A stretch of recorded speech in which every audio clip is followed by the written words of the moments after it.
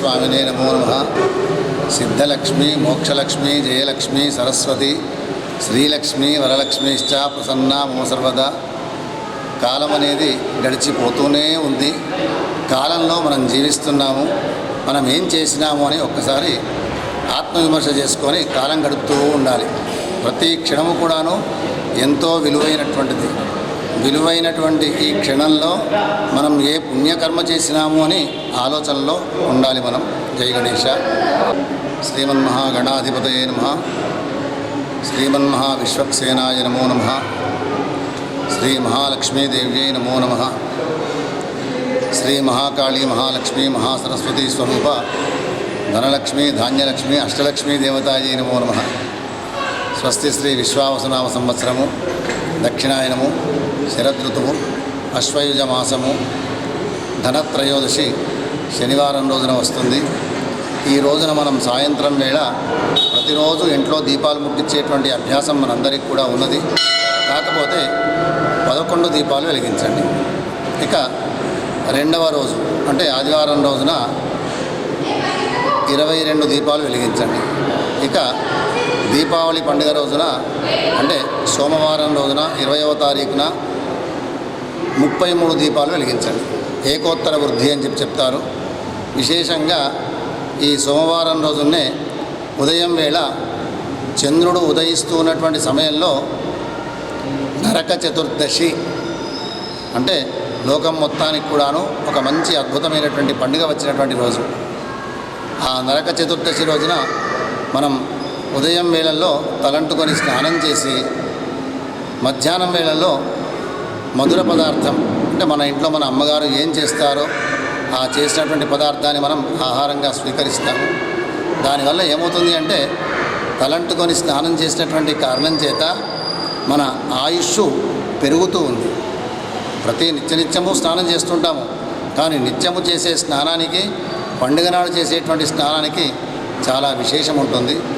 కాబట్టి సోమవారం 20వ తారీఖు రోజున ఉదయం వేళ నరక చతుర్దశి పండుగ, సాయంత్రం వేళ శ్రీ ధనలక్ష్మీ దేవత యొక్క పూజ చేసుకొని అందరూ సుఖశాంతులతో ప్రశాంతంగా ఉండాలి అని చెబుతూ ఉన్నాను. జై గణేశ. ఇక దాని తెల్లవారి మిగులు అమావాస్య కొద్దిగా ఉంది. అది పితరులకు సంబంధించినటువంటి అమావాస్య కాబట్టి పెద్దల్ని ఉద్దేశించి ఎవరైతే వాళ్లకు ఏ క్రియ చేస్తారో ఆ క్రియలు మంగళవారం రోజున 21వ తారీఖు రోజున చేసుకోవచ్చు. ఇక దాని తెల్లవారి బలిపాడ్యమి అంటే బలి చక్రవర్తి యొక్క విశేషమైనటువంటి రోజన్నమాట. దాని తర్వాత అంటే బుధవారము, గురువారం రోజున యమధర్మరాజట తానే స్వయంగా యమునాదేవి దగ్గరికి అంటే తన చెల్లెల దగ్గరికి వెళ్ళి తన చెల్లెలి ద్వారా మధురము స్వీకరించినటువంటి రోజు అంటే ఆహారం తిన్నటువంటి రోజు, భోజనం చేసినటువంటి రోజు. ఆ రోజున భగినీ హస్త భోజనం, ఆయుష్ బాగా ఉండాలని కోరుకున్నటువంటి వాడు తప్పకుండా మన చెల్లె కానీ అక్క కానీ వారి ఇంటికి వెళ్ళి వారి చేతి ద్వారా కనీసం ఇంత చక్కెర తిన్నా మంచిది. కాబట్టి ఈ అద్భుతమైనటువంటి ఈ పండుగలు దాని తర్వాత నాగుల చవితి, శ్రావణ మాసంలో అందరూ నాగుల పంచమి చేసుకుంటారు. కానీ ఈ నాగుల చవితి అనేది కూడాను చాలా మహిమాన్వితమైనటువంటి రోజు. గణపతికి, తర్వాత నాగేంద్రునికి, తర్వాత లక్ష్మీదేవికి, శంకరునికి వీళ్ళందరికీ కూడాను అవినాభావ సంబంధాలు, దేవతలందరికీ కూడా అవినాభావ సంబంధం ఉంటుంది. దేవతాతత్వం అంతా ఒక్కటిగానే ఉంటుంది. కాకపోతే సమయాన్ని బట్టి ఎప్పుడు ఏదవసరమో ఆ పద్ధతి ప్రకారంగా దేవతలందరూ అవతరించి మన ఈ లోకాన్ని ఉద్ధరింపజేసినారు. కాబట్టి ఆ భగవంతుడు అనేవాడు ప్రతి సమయంలో లోకానికి విపత్కాలం వచ్చినటువంటి సమయంలో తాను వస్తూనే ఉంటాడు, లోకాన్ని సంరక్షిస్తూనే ఉంటాడు. జై గణేశ.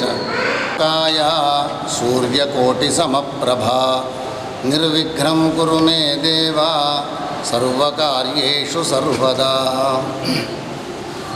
లక్ష్మీం క్షీరసముద్రరాజతనయాం శ్రీరంగధామేశ్వరీం దాసీభూత సమస్తదేవవనితాం లోకైకదీపాంకురాం శ్రీమన్మందకటాక్షలబ్ధవిభవత్ బ్రహ్మేంద్రగంగాధరాం త్వాం త్రైలోక్యకుటుంబినీం సరసిజాం వందే ముకుందప్రియాం. సిద్ధలక్ష్మీర్మోక్షలక్ష్మీర్జయలక్ష్మీ సరస్వతీ శ్రీలక్ష్మీర్వరలక్ష్మీశ్చ ప్రసన్నా మమ సర్వదా. వరాంకుశౌపాశముపైతి ముద్రాం కరైర్వహంతీం కమలాసనస్థాం బాలార్కకోటిప్రతిభాం త్రినేత్రాం భజేహమంబాం జగదీశ్వరీం తాం. సర్వమంగళమాంగళ్యే శివే సర్వార్థసాధికే శరణ్యే త్ర్యంబకే గౌరీ నారాయణి నమోస్తుతే. జయ జగదంబ.